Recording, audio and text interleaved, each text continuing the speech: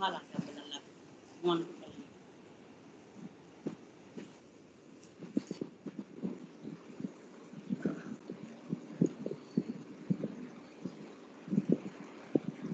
युज्यन्नेवं शरात्मानं योगी विगत कल्मषः सुखेन ब्रह्म संस्पर्श मत्यन्तं सुखमश्नुते।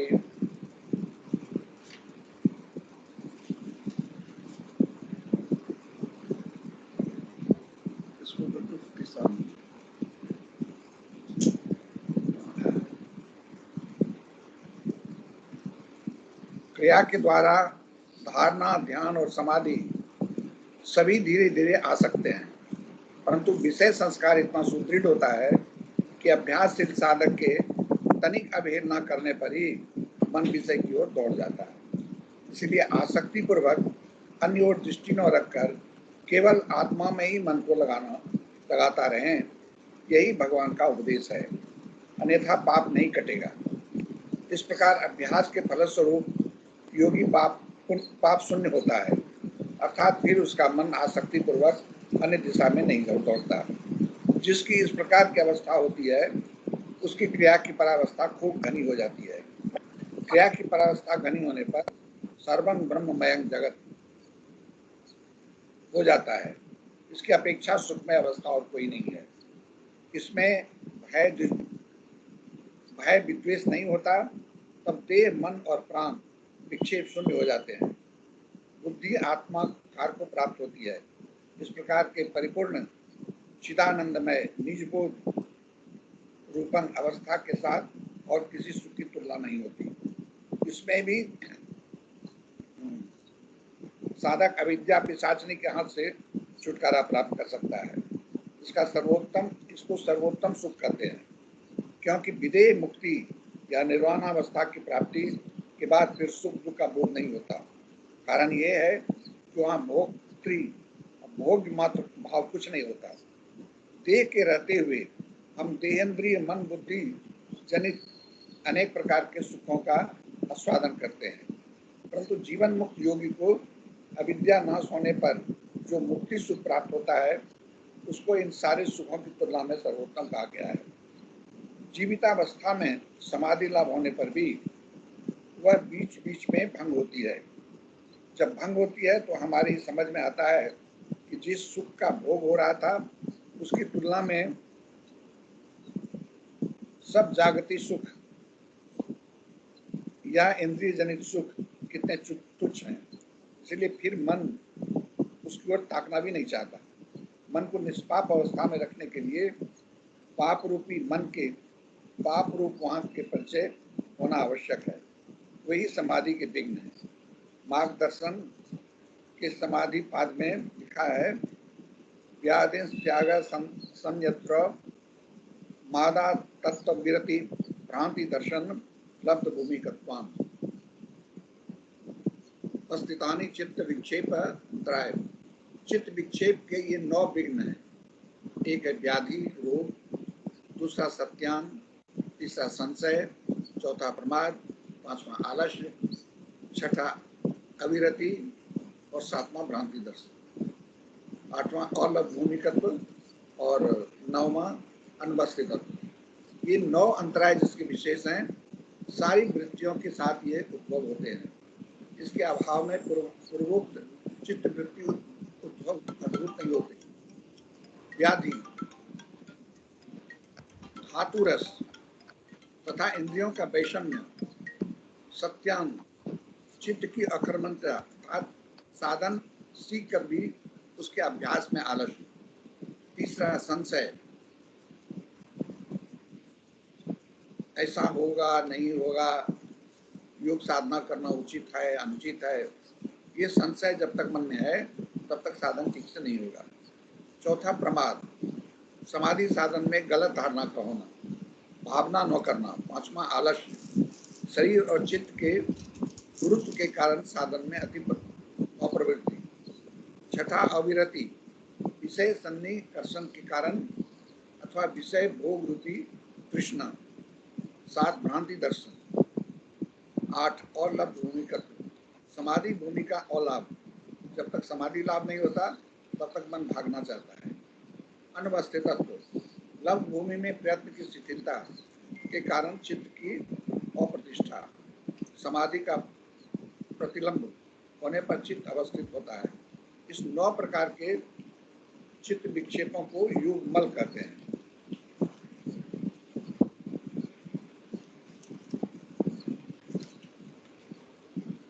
आज इतना ही रखते हैं।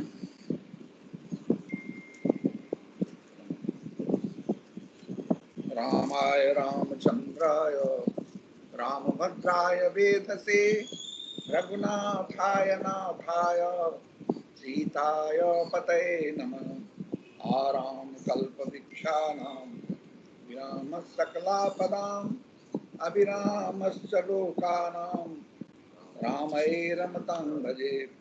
चक्रे रामायणं चक्रं येन रामकथारसं समाहृत परार्थं वाल्मीकिं मधुपं भजे। स्मरन्तं राम रामेति तरन्तं भवसागरं चरन्तं अमृतारण्ये त्वं नमामि कपीश्वरम्।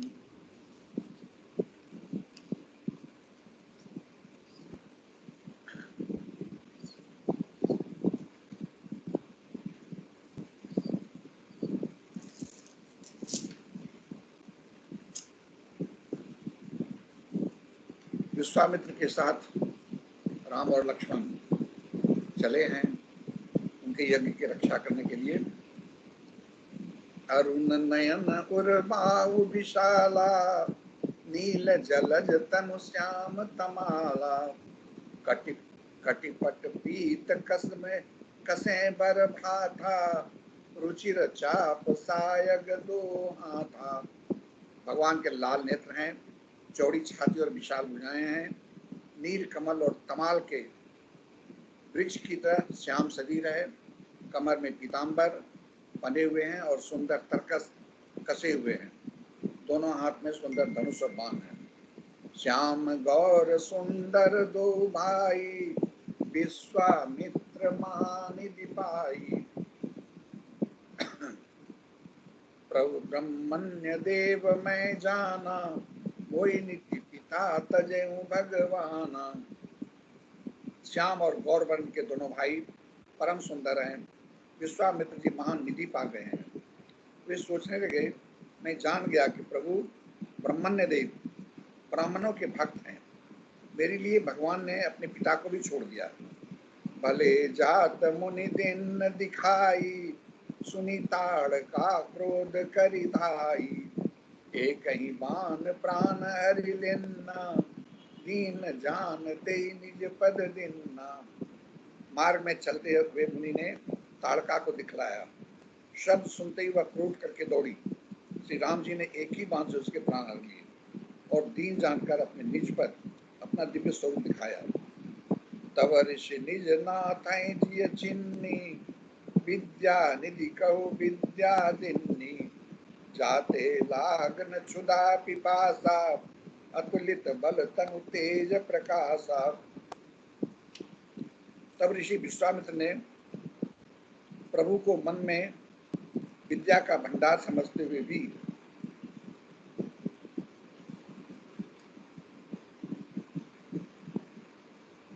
नेत्र भरकर देखा।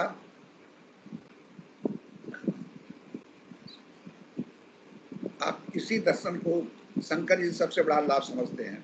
हे प्रभु, मैं बुद्धि की बड़ी भोली हूँ।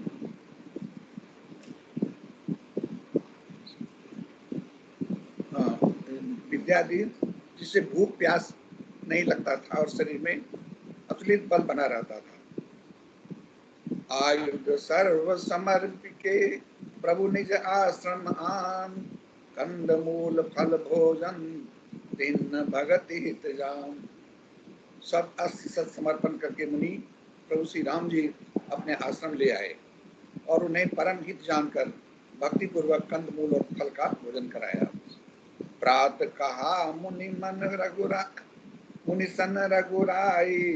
निर्भय यज्ञ करहु तुम जाई। ओम करन लागे मुनि झारी आप रहे मख की रखवारी। सवेरे से रघुनाथ जी ने मुनि से कहा कि आप जाकर निडर होकर यज्ञ कीजिए। यह सुनकर सब मुनि हवन करने लगे। श्री राम जी यज्ञ की रखवाली करने लगे।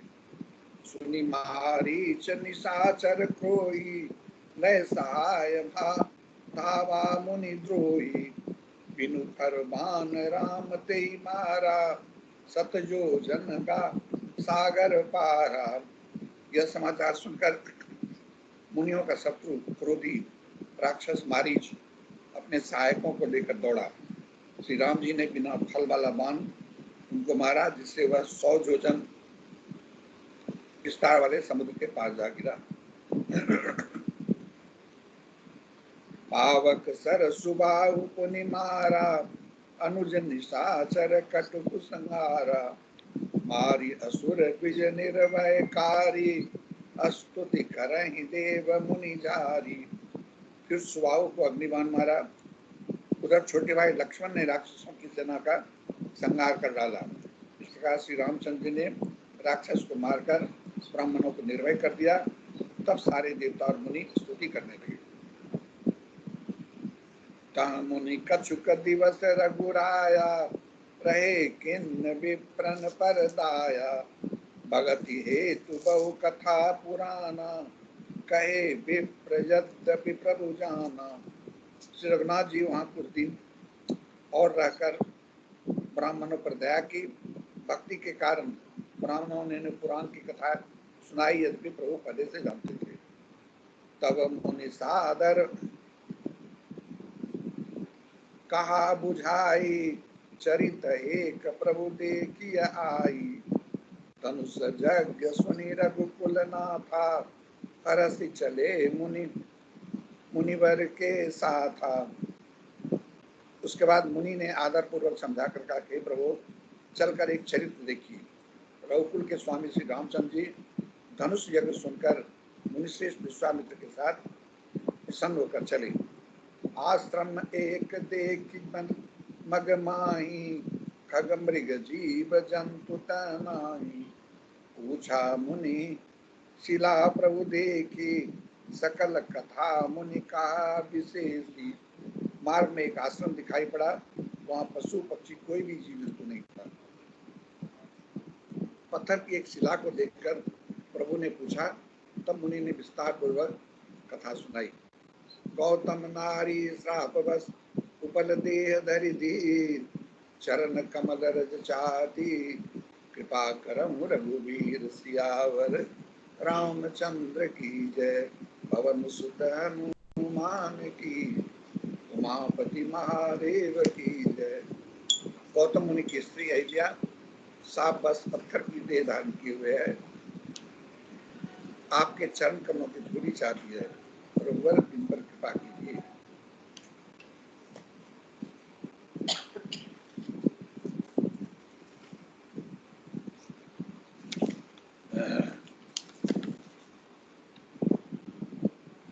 आचारु करि गुर गौरी गणपत, मुदित विप्र पूजावै, सुर प्रकृति ले दे, असीस अति सुख पाव।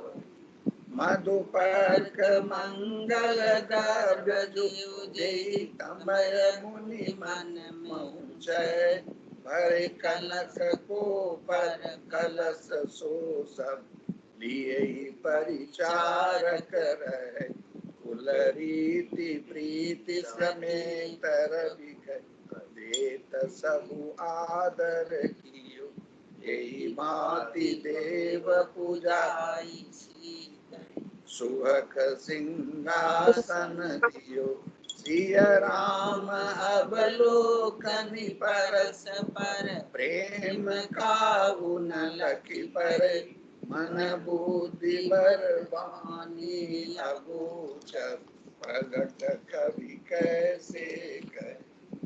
नित्य कृत का 55 पेज आप लोग निकाल लीजिए। जिन लोगों के पास नित्य कृत है वो लोग 55 पेज निकाल लीजिए और गुरु का स्तुति कीजिए।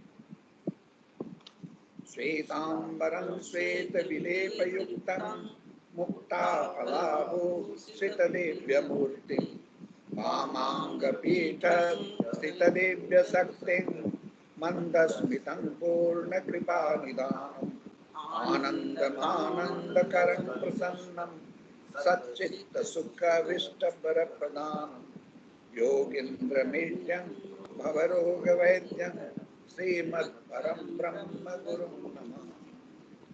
श्रीकृष्ण गोविन्द हरे मुरारे हे राम नारायण वासुदेव श्री गुरु चैतन्य हे आत्मदेव हे मात गुरुदेव हर विश्वनाथ श्री कृष्ण गोविंद हरे मुरारे हे राम नारायण वासुदेव श्री गुरु Guru चैतन्य Deva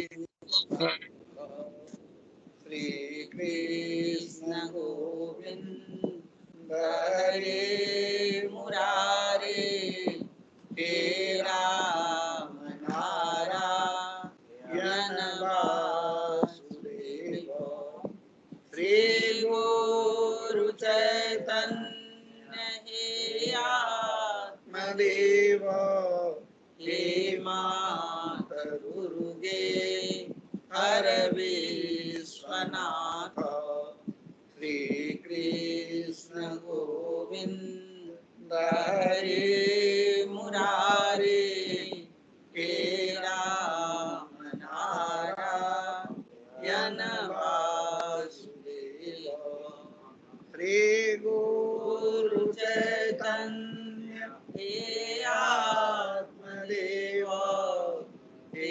मात गुरुदेव हर विश्वनाथ श्री कृष्ण गोविंद हरे मुरारे हे राम नारायण वासुदेव श्री गुरु चैतन्य हे आत्मदेव हे मात गुरुदेव हर विश्वनाथ पुण्य श्लोको नरो राजा पुण्य श्लोको युधिष्ठिर पुण्य श्लोका च वैदेही पुण्य श्लोको जनार्दन जवा कुसुम संकासम आस्यपेयं महाविद्यां सर्वपापानं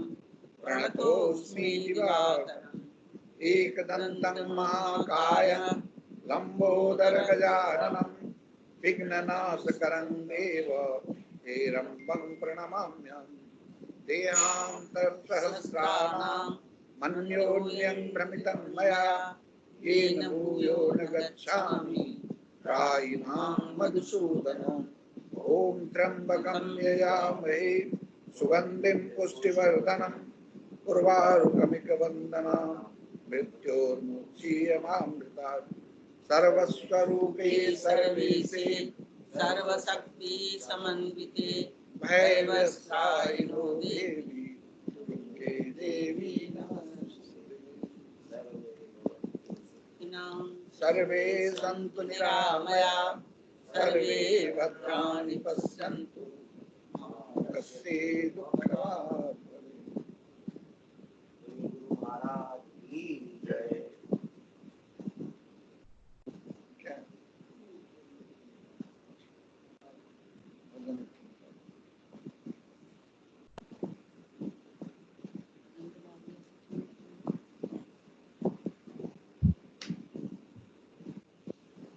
आज गुरु पूर्णिमा भी है, इसलिए एक विशेष संदेश हम आप लोगों को दे रहे हैं।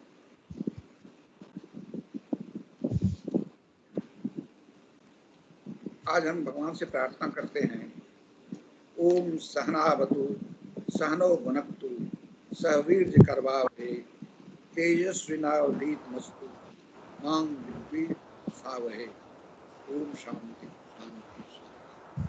हे प्रभु, आप गुरु शिष्य का रक्षा करें, हम दोनों का साथ साथ पालन करें, दोनों का साथ साथ शक्ति प्रदान करें और हम दोनों की विद्या तेजोमय हो, हम दोनों में परस्पर प्रेम हो, आपस में कभी क्लेश नहीं हो।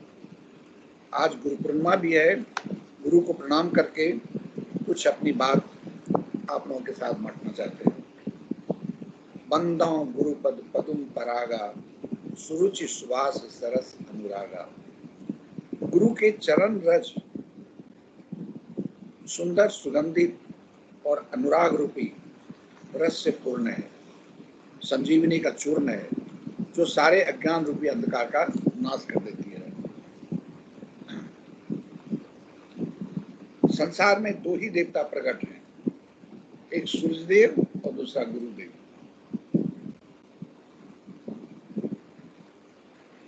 इसकी पूजा का प्रत्यक्ष फल है। सूर्य बाहरी अंधकार का नाश करके प्रकाश बिखेरता है।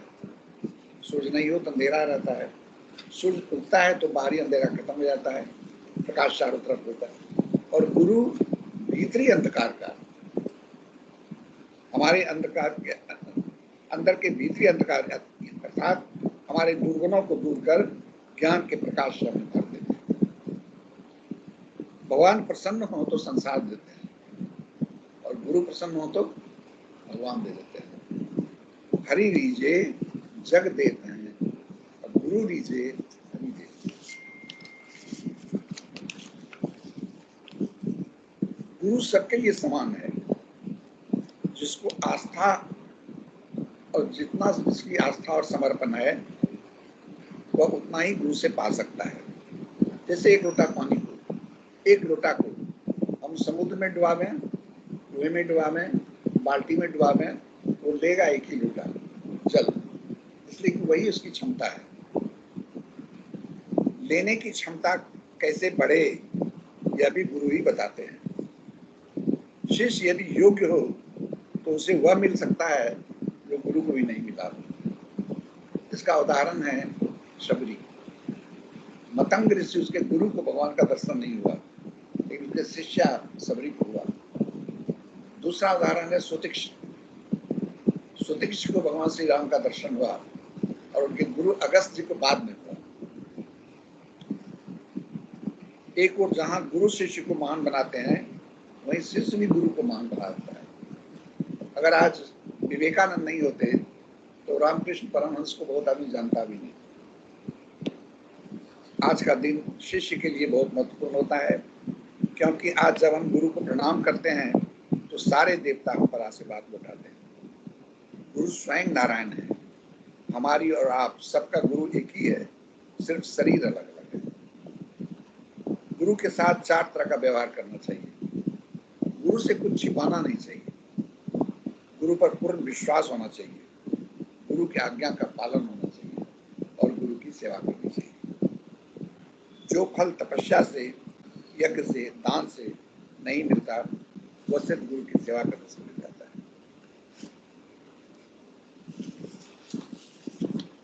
स्वयं भगवान ने, ये बात मैं नहीं कह रहा हूं, कि स्वयं भगवान ने सुदामा जी को श्रीमद् भागवत में कहा है। आज मैं इस पावन तिथि पर संसार के सब गुरु को प्रणाम करता हूँ। वे अपनी कृपा इस अकिंचन पर बनाए रखें।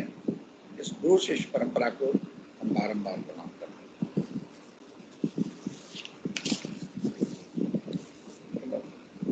बोलिए प्रेम से गुरु महाराज की जय। बाबा के चरणों में सादर प्रणाम।